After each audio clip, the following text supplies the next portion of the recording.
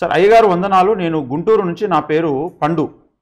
Artificial intelligence గురించి మీ అభిప్రాయం తెలియజేయగలరు?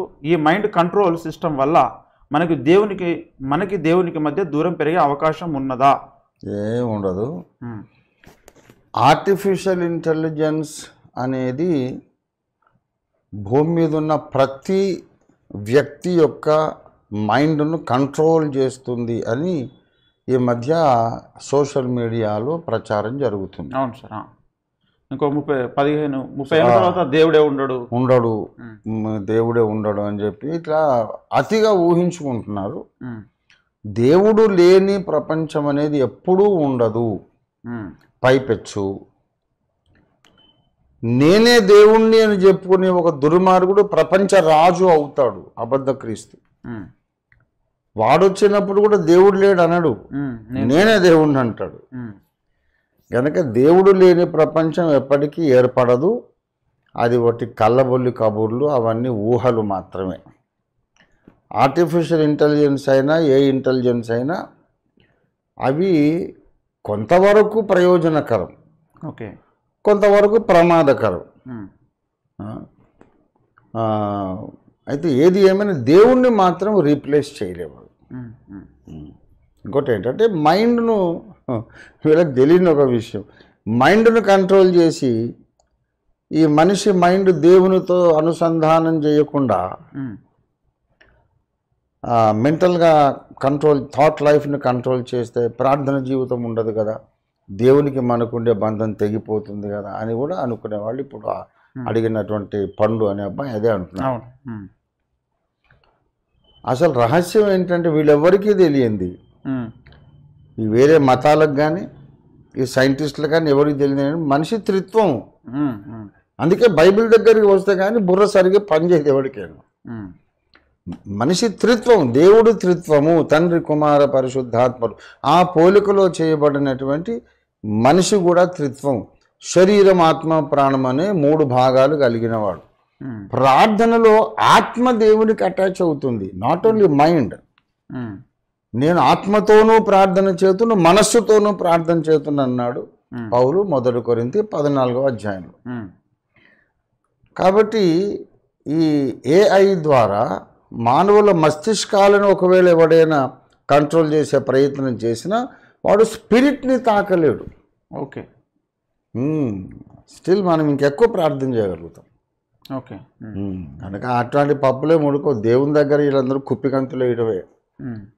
ఏ సైన్స్ కూడా భక్తునికి దేవునికి మధ్యలో ఉన్నటువంటి ఆ అనుబంధాన్ని ఏది కూడా ఎఫెక్ట్ చేయడానికి వీల్లేదు, అవకాశం లేదు. ఎవరు అనవసరంగా భయపడదు.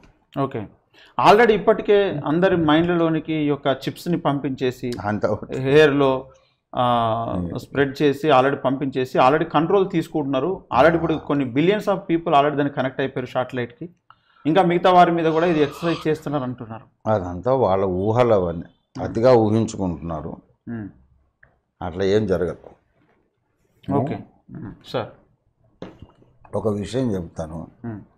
ఇప్పుడు శాటిలైట్ ద్వారా ప్రతి మనిషిని కంట్రోల్ చేసుకున్న తర్వాత రేపు ప్రపంచ రాజు వస్తాడు. ఈ టెక్నాలజీ వాడి చేతిలోకి వెళ్తుంది కదా. అవును, బైబిల్ చెబుతుంది జరక్క తప్పదు. ఎవడు ఒప్పుకున్నా ఒప్పుకోకపోయినా, ఎవడు కొడుకున్నా, ఎవడు ఏం చేసినా బైబిల్ మాత్రం వర్బాటిం నెరవేరుతుంది. ఎవడు ఆపలేడు. ఈ సంబల గురువులు మొత్తం కలిసి వచ్చినా సరే బైబిల్ నెరవేరకుండా ఆపలేరు. ఖచ్చితంగా నెరవేరుతుంది. ప్రపంచానికి ఒక రాజు వస్తాడు, వాడు అరబ్ అయి ఉంటాడు. బైబిల్ ఖచ్చితంగా చెప్పింది. ఇస్రాయేల్కు నార్దరన్ కంట్రీ, ఇరాక్, నార్దరన్ ఇరాక్ కానీ సిరియా కానీ అయి ఉంటుంది.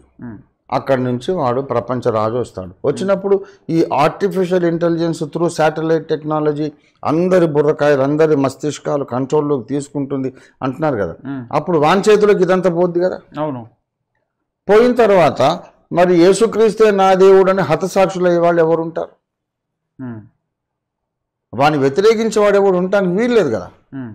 అవును, ఒకవేళ మైండ్ కంట్రోల్ మీద వానికి పవర్ ఉంటే గనక ప్రపంచానికంతా ఒక నియంత వచ్చిన తర్వాత వాడి చేతుల్లో ఆర్టిఫిషియల్ ఇంటెలిజెన్స్ ద్వారా మైండ్ కంట్రోల్ సిస్టమ్ వచ్చిన తర్వాత కూడా యేసుక్రీస్తే నా దేవుడు, నువ్వు కాదురా బద్మాష్, నువ్వు దొంగవి, నువ్వు హంతకుడివి, నువ్వు మోసగాడివి, సైతాను కొడుకువు, నజరేయుడిని యేసే నా దేవుడు అని యేసు కొరకు ప్రాణాలు అర్పించే హతసాక్షులుగా చనిపోయే భక్తులు చాలామంది ఉంటారు. మరి వాళ్ళ బుర్రకాయల మీద ఏఐ యొక్క కంట్రోల్ ఏముంది మరి? కనుక ఇదంతా కూడా ట్రాష్, అతిగా ఊహించుకుంటున్నారు. ప్రతి మనిషిని ఒక మనిషి కంట్రోల్ చేసే సిస్టమ్ ఎప్పటికీ రాదు. ఇది నా అల్టిమేట్ స్టేట్మెంట్. భూగోళం మీద ఉన్న ప్రతి మనిషిని ఈ సైన్స్ ద్వారా, టెక్నాలజీ ద్వారా, శాటిలైట్ ద్వారా, చిప్స్ ద్వారా, ఏఐ ద్వారా ప్రతి మనిషి థాట్స్ని కంట్రోల్లోకి తీసుకునే అవకాశం ఎప్పటికీ రాదు. అలా రాగలిగితే అబద్ధ క్రీస్తు పరిపాలన కాలంలో యేసు కొరకు చనిపోయే వాళ్ళు ఎవరు ఉండటానికి వీల్లేదు. కానీ ఆ రోజుల్లో మహాశ్రమల కాలంలో లక్షలాది మంది హతసాక్షులు అవుతారు. కనుక ఈ ఆర్టిఫిషియల్ ఇంటెలిజెన్స్ గురించి అనవసరంగా భయపడవద్దు. మనము మనసుతోనూ ఆత్మతోనూ ప్రార్థన చేస్తూ ఉంటే మనల్ని ఏ సైన్స్ కూడా దేవుణ్ణి చేరకుండా అడ్డగించదు. Okay sir, thank you.